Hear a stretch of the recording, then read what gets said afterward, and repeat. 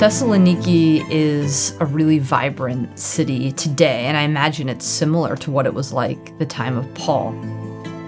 Now it's a very modern city. It's the second largest city in Greece. It's a hub of culturalism and tourism. But then there's these very historic buildings, monuments, the fortified remains of the wall of the ancient city. It's amazing to go to these places where they think Paul was in the synagogues and that's where he was doing his teaching, and they have the sites where they think it actually happened. And one particular place where you walk up the hill and you get to the site where they have a church, and there's candles. You can light candles, you can kind of visit a shrine, and you can look out over the sea, the port.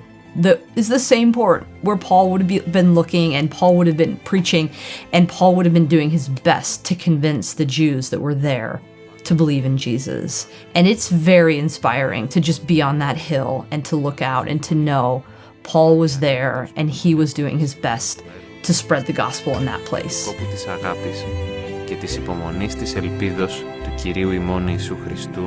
The letter that we have from Paul to the Thessalonians is the oldest piece of Christian literature. It's the first written document of the gospel, of writing out the good news and telling the story and giving moral encouragements to these early Christians. It's written around 50 AD, which is before the Gospels are written. This is just 20 years after Christ died.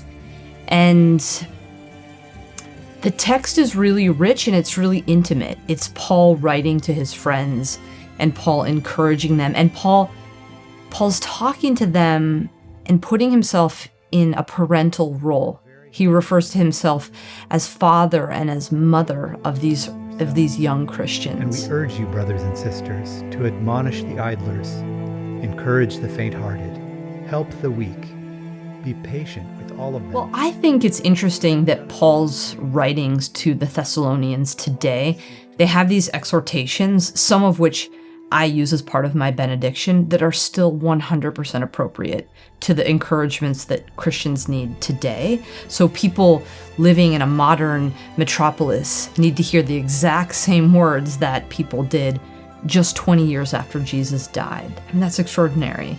And when we listen to these words in this letter, we can hear things that we know we need to do in our own lives. And it translates. May the God of peace himself sanctify you entirely, and may your spirit and soul and body be kept sound and blameless at the coming of our Lord Jesus Christ.